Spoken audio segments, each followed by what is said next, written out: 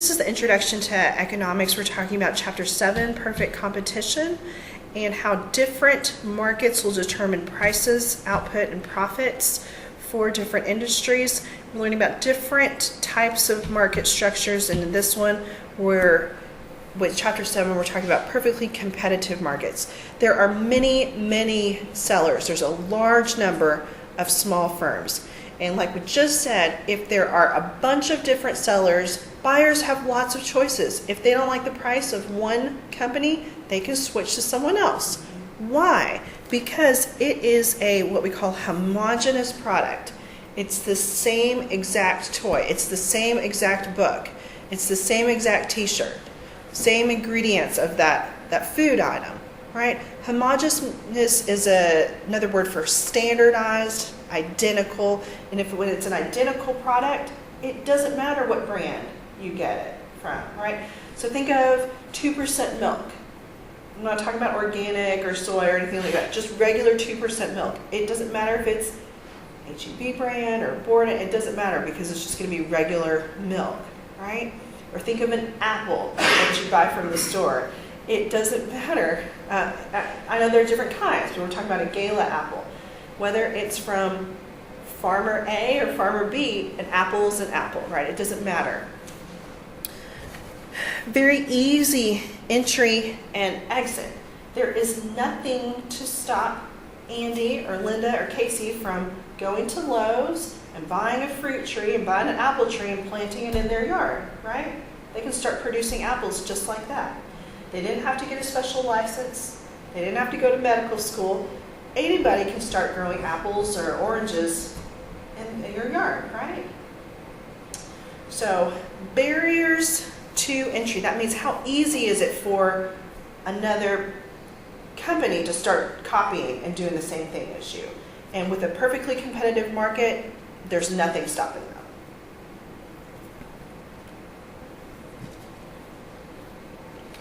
Some other examples, think of agricultural products. So number 2, yellow grade corn. It doesn't matter who you buy it from, it's going to be pretty much the same. Or a stock of Google, share of Google stock. It doesn't matter who you buy it from, it's going to be the same thing. So homogeneous product means that it is identical, like wheat, for example. What do we mean by a large number of firms? Well, we said, if Andy's the only seller in here, he's got a lot of control of the price. But if we have a bunch of them, then nobody has a bunch of influence over the price because buyers can easily switch to someone else.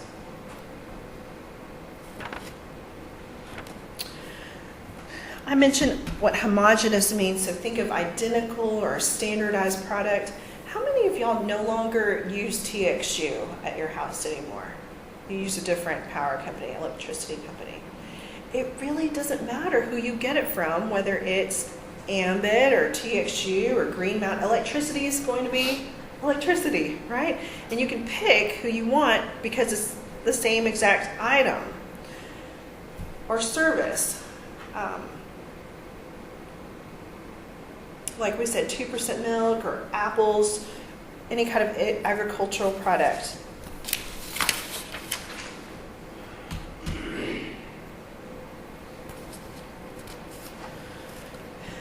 There's a website, powertochoose.org. It really doesn't matter which electricity company you pick from. You can just pick based on price, right? And it's going to be the same exact lighting in your house, no matter if it's TXU or another company that's providing energy to your house.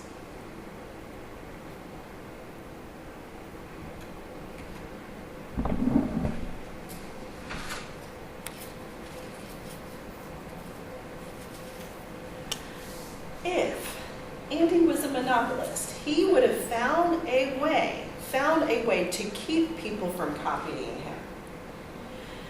With a competitive market, there is nothing to stop people from competing with Andy. So there's no license or permit or anything. And like we said, very easy, right, to go ahead and just start. You can plant the seeds from an apple that you ate that you bought at H-E-B. You don't need to even need to buy a tree. So it's very easy to enter that market. But you're going to be one apple tree grower, a farmer, out of a whole bunch in our entire nation, right? So you're not going to have very much control over the price. All right, so if Casey decided to do that, if Casey decided to get an apple tree and he's growing some apples and he's picked about 5 of them off of his little tree, that's great, but he can't go around and say, these are special apples and I'm selling them for $5 each.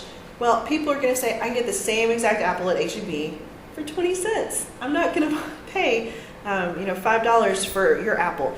And when we say that firms are price takers, that means Casey's just going to have to, if he wants to sell it, he's just going to have to take the going price. If apples are 20 cents, that's what he's going to have to accept. Or bottled water, how much is bottled water usually?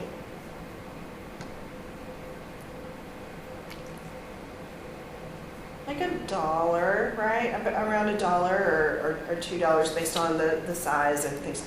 But for ones that are just like this, and they don't have, we're not talking about special Fiji water or anything like that, it's about $1. So if Clover Valley or Niagara Falls, I think they have got, H-E-B's got a brand like that, tries to sell a bottle of water for $10, nobody's going to buy this, right? You can easily find Ozarka, Dasani, there's so many others. And bottled water it's just H2O. It doesn't matter which brand you have, right? So for a regular bottle like this, you're not going to be able to charge more than the going rate. And that's what we mean when we say that firms in this market are price takers.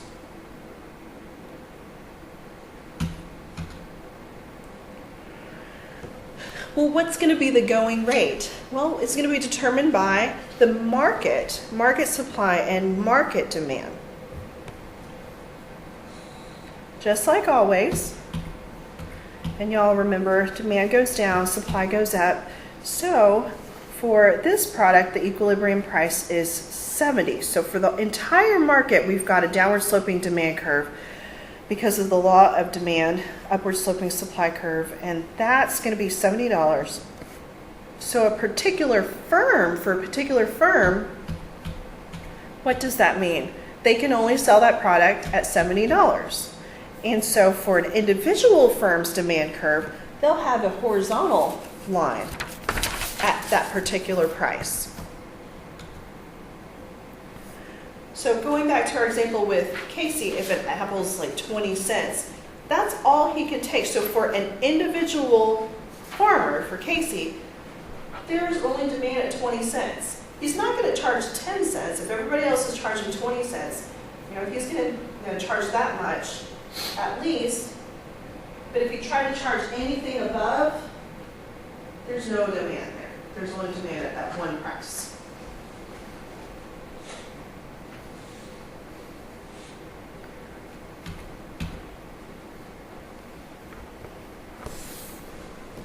If a competitive firm doesn't have control over the price, so they just have to take what they can get because it's so easy for people to copy them, what do they have control over?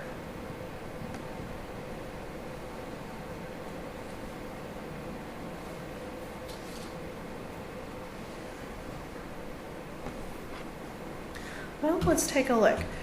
Revenue for a firm is going to equal price times quantity. So for a competitive firm that is given their price, so this is given to them, what's the only other thing they have control over? Yeah, how much they make. How many apples Casey is going to bring to the market.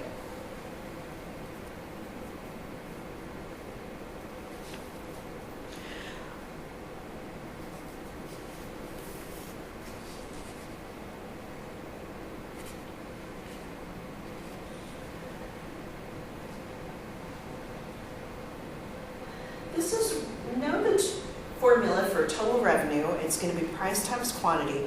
But revenue is different than profit, right? Profit's going to be after you take out costs.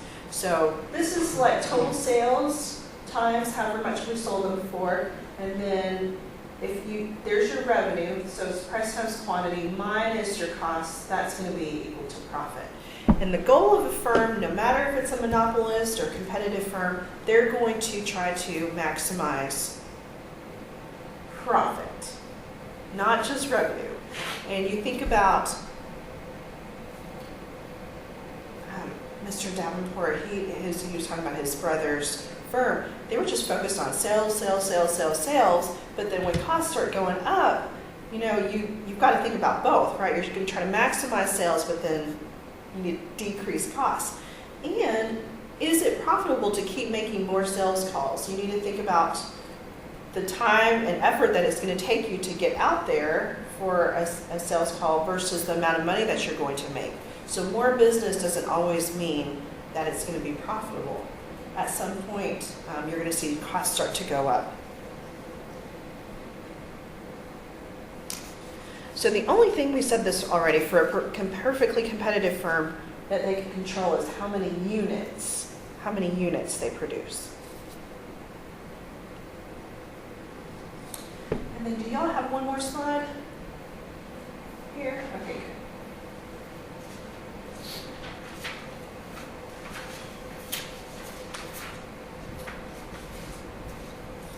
In order to maximize profit for a firm, this is what they should do. They should produce up to the point where marginal revenue equals marginal cost. Okay, how much did I say that we usually pay for a bottle of water this size? $1. So this is the marginal revenue. Marginal means per unit. So per bottle of water we get $1. So if we're making bottles of water, and I know in real life they make them in batches, like a whole bunch at one time, but let's just pretend they make one at a time. So if this bottle of water is going to bring in $1 of marginal revenue for me, and it costs me 30 cents to make, I should continue making more bottles of water, right? Because I can sell it for $1 when it costs me 30 cents to make. If I hire more people, I get more machinery, my costs start to go up. Let's say that it starts costing me 75 cents to make a bottle of water.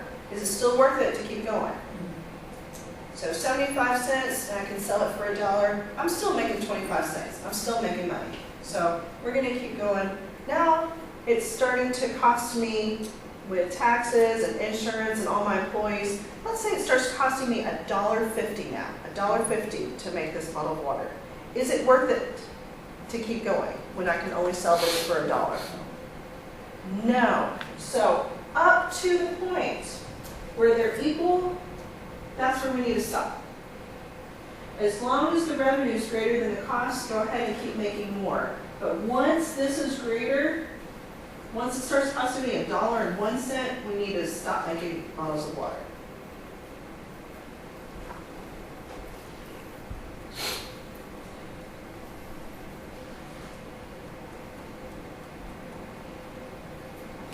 And that's called the golden rule of profit maximization. If y'all take microeconomics later on, I'll show you. I'm just telling you the rule now, but let me show you the graph.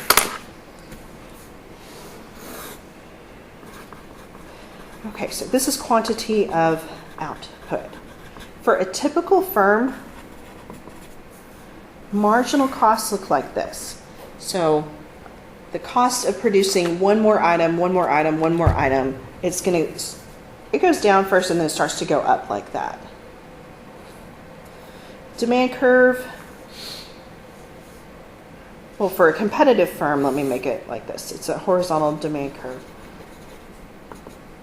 which equals marginal revenue. So if it costs, like we were saying, 75 cents to make, and we're selling it for $1, this is still profitable right here at this point, right? We've still got 25 cents profit per bottle of water. If it costs $1 to make,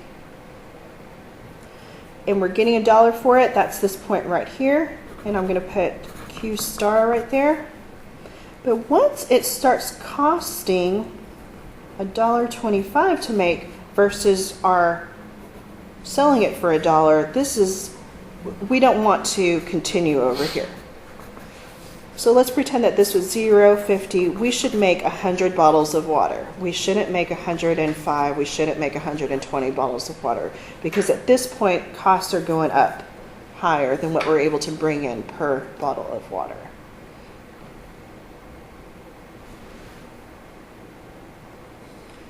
So that's what that rule is referring to. We should still produce, stop right here, and then not continue over here. Bigger doesn't necessarily mean better. Having a bigger organization, bigger company doesn't always necessarily mean better, because you'll see costs go down at first, but then at some point they're just going to start to go up as a company gets bigger. All right, everybody's in good shape with perfectly competitive markets? We've talked about this before with supply and demand. All right, so if somebody's able to copy you, your competitors can easily enter the market, and there are lots and lots of other sellers besides you. You can see why in real life companies work really hard to make their product a little bit different, right? To make their packaging a little bit more pretty, to make their service a little bit better, and try to differentiate their product from others. They don't want to be in this market structure, right? Because you don't have that much control over the price. All right, so let's switch over to chapter 8.